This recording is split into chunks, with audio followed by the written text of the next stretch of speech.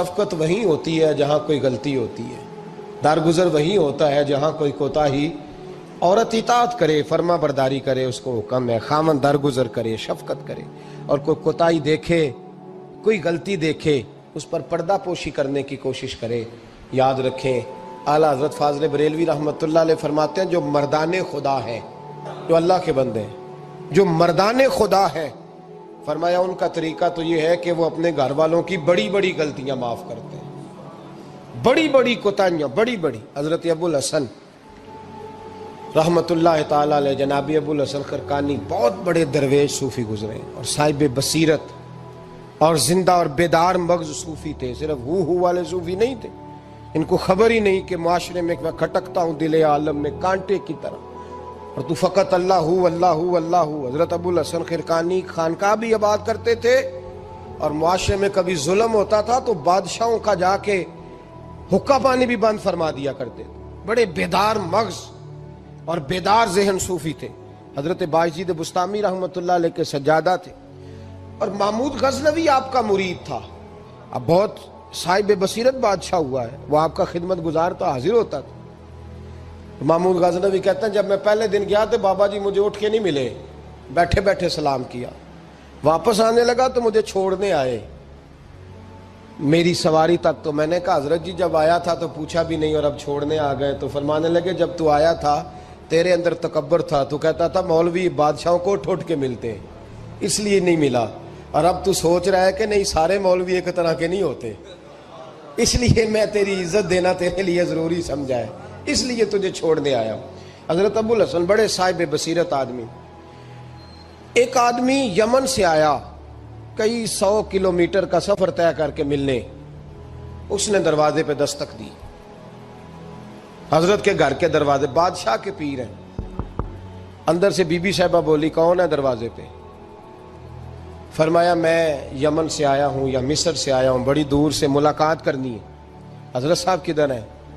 تو be be کہنے لگی تجھے بھی کوئی کام نہیں جس طرح اسے کوئی کام نہیں، تو بھی فارغ ہے اس کی طرح، بس یہی اللہ ہو اللہ ہو، یہی ڈیوٹی ہے تیری بھی۔ میں نے کہا یار اتنا بڑا صوفی اور گھر میں اس کا کیا حال ہے، وہ بات کرنے والی۔ تو میں نے کہا جناب حضرت کدھر ہیں؟ تو کہنے لگی وہ کوئی جنگل میں بیٹھا اللہ اللہ کر رہا ہوگا، نہ بچوں کی فکر نہ گھر بار کی فکر، مسئلوں سے بھی پیٹ بھرتے ہیں کبھی، ادھر بیٹھا ہوگا، جا ملنا ہے تو تو بھی چلا جا، دوبارہ دروازے پہ دستک نہ دینا خبردار۔ کہتے ہیں میرے وہ جو میں ایک ذائچہ بنا کے آیا تھا نا اللہ کے ولی کا، وہ میرا سارا ہی ٹوٹ گیا۔ میں نے کہا کچھ نہیں حال، جس کا گھر حال نہیں تو باہر کیا ہوگا، اندر ہی کوئی طبیعت نہیں۔ لوگ فٹافٹ اعتراض کرتے ہیں، کہتے ہیں صاحب فلاں بندے کو نہیں صحیح کر سکے تو، حالانکہ یہ بات اور ہے، یہ پہلو اور ہے۔ نوح علیہ السلام کی بیوی اگر کافر رہ جائے، بیٹا اگر غیر مسلم رہ جائے تو یہ حکمت الہی ہوتی ہے، یہ اللہ پاک کی حکمت ہوتی ہے، حکمت ہوتی ہے۔ اس میں پیغمبر کی تبلیغ میں کوئی اعتراض نہیں کیا جا سکتا۔ اس نے کہا جنگل میں ہوں گے تو بھی چلا جا۔ کہتے ہیں وہ جو میرے ذہن میں ان کا زاویہ تھا، وہ جو ایک شخصیت کا روپ میں بنا کے وہ تو نکل گیا، لیکن میں نے کہا چل اتنی دور سے آیا ہوں بابے سے میل ہی لیتا ہوں، شام ہو گئی ہے رات بھی رہنا ہے۔ کہتے ہیں میں نے جنگل کی طرف منہ کیا تو حضرت جنگل سے آ رہے تھے اور شیر پہ بیٹھے ہوئے تھے، شیر پہ بیٹھے تھے۔ فرماتے ہیں پھر میرے دل میں خیال آیا، میں نے کہا بی بی قابو آتی نہیں اور شیر کو قابو کیا ہوا ہے۔ پھر وسوسہ آیا اتقوا فراست المومن فإنہ ینظر بنور اللہ، رواہ ترمذی او کما قال صلی اللہ علیہ وسلم۔ اللہ کے رسول فرماتے ہیں مومن کی فراست قلبی سے ڈرو، وہ تو اللہ کے نور سے دیکھا کرتا ہے، اللہ کے دیے ہوئے نور سے دیکھتا ہے۔ اللہ اکبر۔ جب یہ بات سنی نا، اس نے کہتے میں نے دل میں سوچی تو حضرت میرے دل کی بات جان گئے اور فرمانے لگے او بھائی، کہتے میں نے کوئی حال بتایا نہیں، خود ہی فرمانے لگے میاں اس کے اندر صرف ایک ہی غلطی ہے کہ وہ زبان کی ٹھیک نہیں، بستر کی بڑی پاک ہے، نظر کی بڑی پاک ہے، کردار کی بڑی اچھی ہے، میرے بچوں کو پالتی ہے، بس زبان کی ذرا ٹھیک نہیں۔ اور فرمانے لگے میں اس نتیجے پہ پہنچا ہوں اگر میں نے اسے نکال دیا تو اور کوئی رکھے گا نہیں، بیچاری زندگی ساری پریشانی میں گزار دے گی۔ اور پھر اگلے لفظ کہے تو حد ہو گئی۔ فرمانے لگے میں اس بد زبان سے اس نے سلوک کرتا ہوں اللہ نے یہ بے زبان مخلوق میری فرما بردار بنا دی ہے. فرمایا یہ میرے وظیفوں چلوں عبادتوں سے نہیں آیا شعر، یہ اس بد زبان سے اس نے سلوک کرتا ہوں تو رب نے یہ بے زبان مخلوق میری. اب یہ گنجائش، یہ حکم خامند کے لیے ہے. یہ تقریر سن کے بی بی نہ کہہ دے کہ میں نے بد زبان ہونا ہے تو آپ فرما برداری کریں میری. تو یہ جس کے لیے بات ہو اسی تک رہے. خامند کو حکم ہے کہ اگر کوئی کوتاہی ہے تو اس کوتاہی کی پردہ پوشی کرے. گھر جو ہوتا ہے نا، گھر کچھ چیزیں اجازت نہیں دے رہی میری کہ میں کچھ اور بات آپ سے کروں، کچھ آپ کو نیند بھی آ رہی ہے. دیکھیں پورا وجود سلامت ہو اور اندر روح نہ ہو تو بندہ زندہ رہ سکتا ہے؟ جڑے نہیں بولے انہیں رہ لینا میرا خیال. وجود ہو سارا سلامت ہے لیکن روح سلامت، بندہ بچ جائے گا؟ بولے نا یار، جنہیں نیند آ رہی ہو بولو. نہیں نہ رہ سکتا. پورے گھر میں ہر شے ہو، ذمہ داری سے بات کر رہا ہوں، پورے گھر میں ہر شے موجود ہو، اگر گھر میں دین نہ ہو تو گھر چلتا نہیں چل سکتا. جس گھر میں نماز نہ ہو وہ گھر نہیں چلتا، جس میں قرآن پاک نہ ہو وہ گھر. اس لیے کہ دین روح ہے. دین اگر گھر میں دین نہیں تو گھر چل سکتا. سن لے حدیث پاک ترمذی شریف کی، نبی کریم علیہ الصلوۃ والسلام، یہ بھی حق ہے. یہ آخری بات اس عنوان پہ سنیں، یہ حق آخری ہے، اس کو بھی سمجھیں. ترمذی شریف میں نبی پاک علیہ السلام نے فرمایا، دعا دی حضور نے. نبی پاک فرماتے ہیں اللہ اس بی بی کو جزائے خیر دے، اللہ اس پہ رحم فرمائے جو سویرے اپنے خامند کو نماز کے لیے جگاتی ہے اور اگر نہ اٹھے تو پانی ڈال کے جگاتی ہے. اور فرمایا اللہ اس خامند پر رحم کرے جو سویرے اپنی بیوی کو نماز کے لیے جگاتا ہے اور اگر نہ اٹھے تو پانی ڈال کے جگاتا ہے. رحم کرے. سب سے زیادہ حق میاں بیوی کا ایک دوسرے کا ساتھ یہ ہے کہ انہیں دیندار بنائے. دین کی جس بات کا خامند کو پتہ ہے، اعلیٰ حضرت نے لکھا ہے کہ خامند کی ذمہ داری ہے بیوی کو تعلیم دینا. یہ اس کی ڈیوٹی ہے پردے کا پابند کرانا. اس کی ذمہ داری ہے کہ اسے قرآن و سنت کے جو احکام پتہ ہے اپنی بیوی کو سکھائے، اس کو بتلائے، اس کو سمجھائے. ذمہ داری ہے اس کی. فرمایا اللہ اس پہ رحم کرے. ذمہ داری ہے. ایک دوسرے کو مذہب سے آشنا کریں، پیار کے ساتھ محبت کے ساتھ قائل کریں. خامند بڑی باتوں میں روٹھ جاتا ہے، اگر کبھی اس بات پہ بھی روٹھ جائے کہ آج نہیں روٹی کھانی تیرے ہاتھ کی، انہیں نماز ہی نہیں پڑھی تو آج نہیں میں نے تیرے ساتھ کوئی بات کرنی اس لیے کہ تیری آواز گلی میں نے سنائی دی ہے مجھے. تو خامند کو چاہیے کہ اسے دینداری سکھائے. عورت کو بھی چاہیے کہ وہ کہے صاحب تھوڑی روٹی کھا لینی ہے لیکن مہربانی کریں حلال رزق لے کے آئے. مجھے زیادہ کپڑوں کی ضرورت نہیں، میں پرانے پہ گزارا کر لوں گی لیکن میرے بچوں کے حلق سے ہرا نہیں گزرنا چاہیے کہ دینداری ایک دوسرے کو سکھائیں. ایک دوسرے کو. حضرت سلطان باہو کا نام تو سنا ہوگا آپ حضرات نے، الحمدللہ کافی لوگوں نے سنا ہوگا. حضرت سلطان باہو رحمۃ اللہ علیہ کے جو والد تھے ان کا نام تھا حضرت بازید. جاگیردار تھے، دنیا دار تھے، بہت بڑے مالدار تھے. فرماتے مذہب کی طرف میرا رجحان نہیں تھا. چوتھی شادی کی بی بی راستی کے ساتھ. بی بی صاحبہ بڑی نیک تھی. بی بی صاحبہ کہتی ہیں میرا دل کرتا تھا میرا خامد بھی نمازی ہو جائے. اور عام دنیا دار نہیں تھے، 7 جاگیروں کے مالک تھے.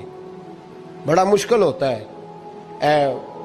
پیران نظام کے آستانوں پہ غریب لوگ رہ گئے ہیں جڑا 4 جماعتیں پڑھ جائے یا پیسے آ جائیں انہوں نے تو کسی پیر دی لوڑ ہی کوئی نہیں. اور اگر بندہ مالدار ہو تو کئی پیر دے آپ مرید ہوندے نے.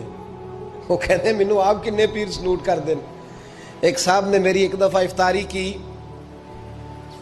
تو کہنے لگے آپ کی افطاری ہے.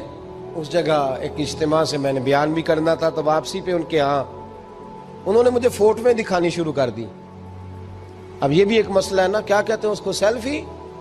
جی بڑے بڑے سیانے بندے ساری دیہڑی یہی کام کرتے رہتے اور کم ہی کوئی نہیں سرے.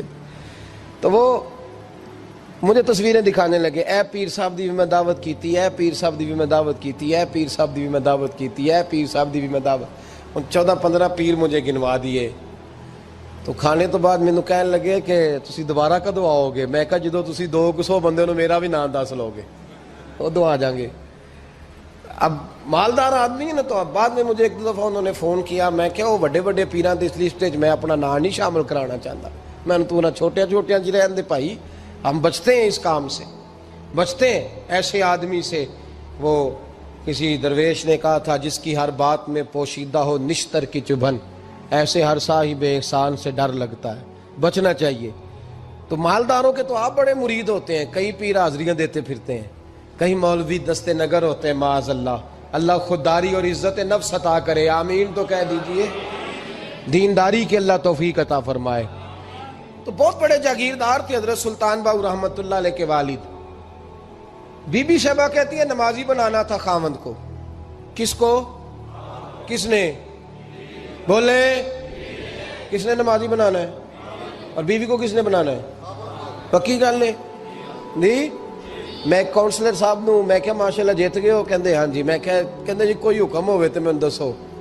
میں کہ حکم ہے کہ تسی اپنے ہلکے دے بندیاں دی ڈیوٹی لانی، کیڑا کیڑا نماز حاضری لانی ہے، کیڑا کیڑا نماز پڑھنا ہوندا ہے تے کیڑا کیڑا نہیں ہوندا۔ کہنے لگے بڑے سیانے نکلے ہو، پہلا مینوں ہی وسیتے واڑ چھڑیا جی، میں جاؤں گا تے دوجیاں دی حاضری لاں گا نا۔ تو خاوند نمازی بنائے گا بیوی کو تو اس سے پہلے خود بنے گا تو بنائے گا نا جی۔ جی تو اگر خاوند کہہ دے تو پڑھیا کر، میرے پیچھے نہ لگی کیونکہ جنی کو تو پڑھنی اونی میں پڑھنی ہے نا۔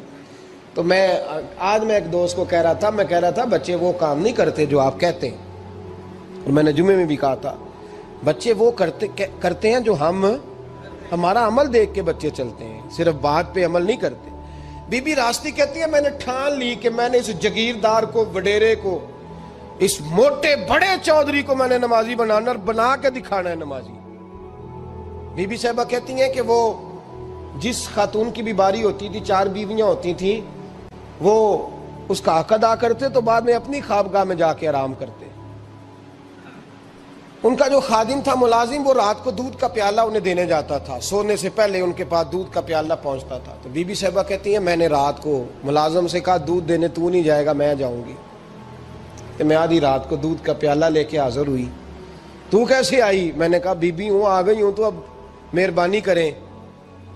میں نے کہا اگر اجازت دیں تو آپ کے پیر نہ دبا دوں؟ چل دبا دے۔ بی بی کہتی ہیں پیر دباتے دباتے میں نے کہا اگر اجازت دیں تو صبح نماز کے لیے جگا دوں؟ یہ نماز کی تبلیغ ہو رہی ہے۔ تو بابا جی پتہ کیا کہتے ہیں حضرت بازید؟ کہنے لگے تو مجھے جانتی نہیں، خبردار مجھے تبلیغ کرنے کی کوشش کی، اس گھر میں رہنا ہے تو سانس اونچا نہ لینا، پتہ ہے تو کس کے ساتھ بھی آئی، خبردار۔ کہتے میں چپ کر کے آ گئی۔ اگلے دن پھر دودھ لے کے پہنچ گئی تو انہوں نے آنکھ کھول کے دیکھا میری طرف، پھر آ گئی ہے۔ میں نے کہا میرے خاوند ہیں، میرے سر کے تاج ہیں، پیر دبا دوں؟ کہ دبا دو۔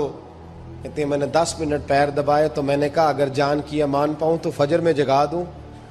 میں نے جلال فرمایا۔ کہنے لگے تجھے کہا تھا نا کہ مجھے کسی کا مشورہ قبول نہیں، تو کون ہوتی ہے مجھے بات کرنے والی، چل دوڑ جا۔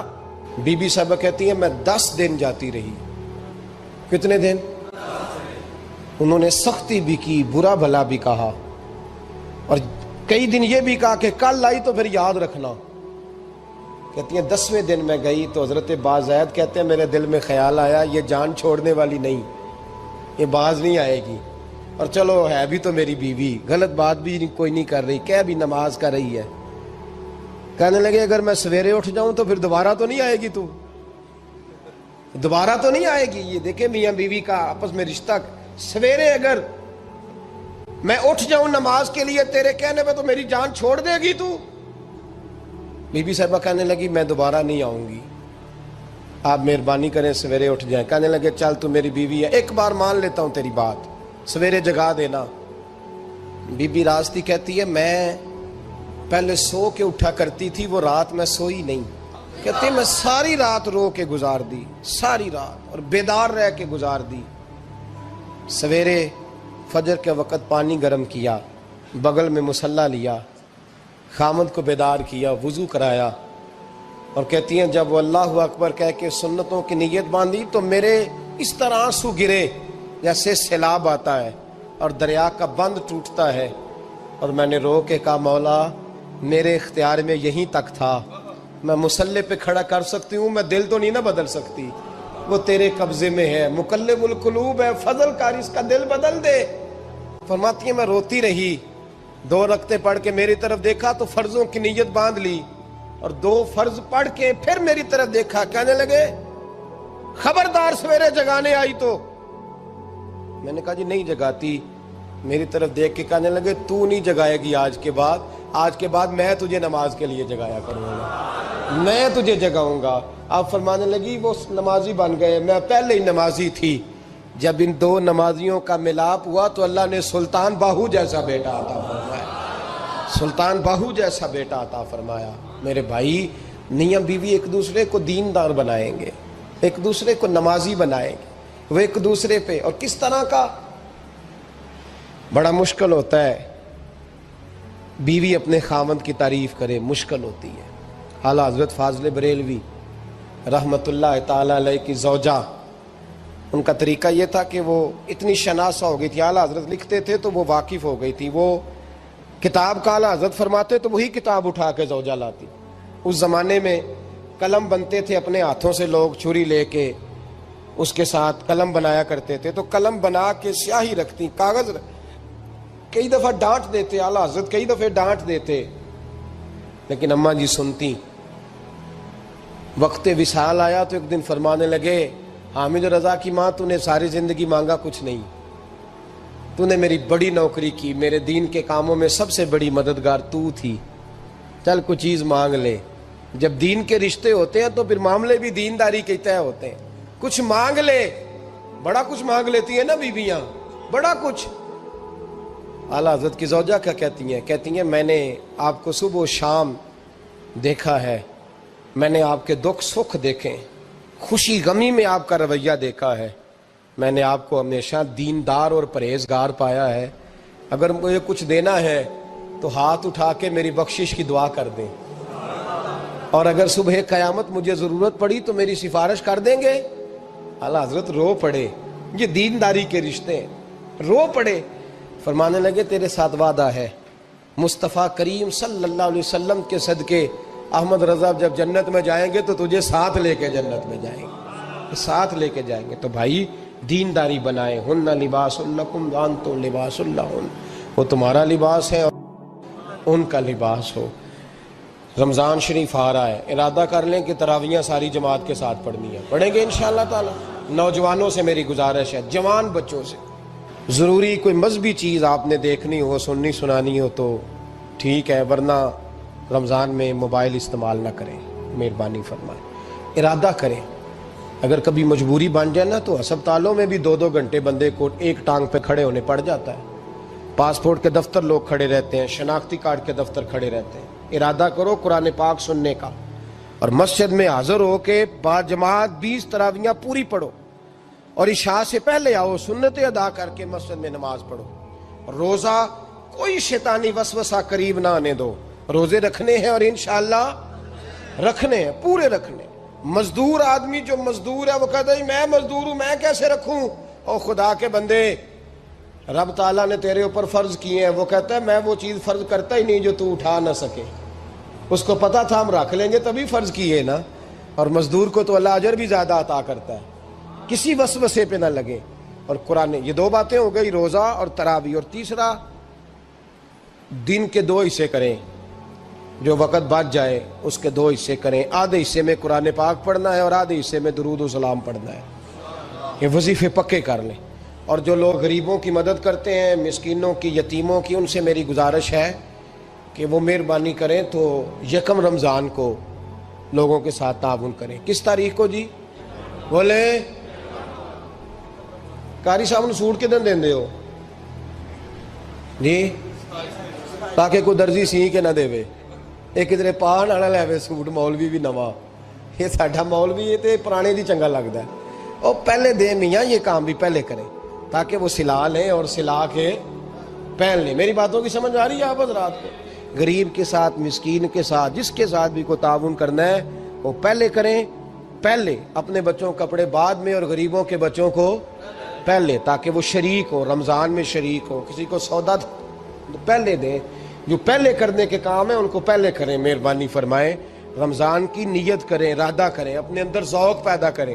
میں نے اپنے دوستوں کو کل سبق دیا ہے کہ کام مجبوری سے بھی ہو جاتا ہے اور شوق سے بھی، لیکن مجبوری سے کرنے سے مزہ نہیں آتا. شوق سے کریں تو مزہ ہی آ جاتا ہے, مزہ نہیں, مزہ ہی آ جاتا ہے. تو کام کریں گے, لطف آئے گا.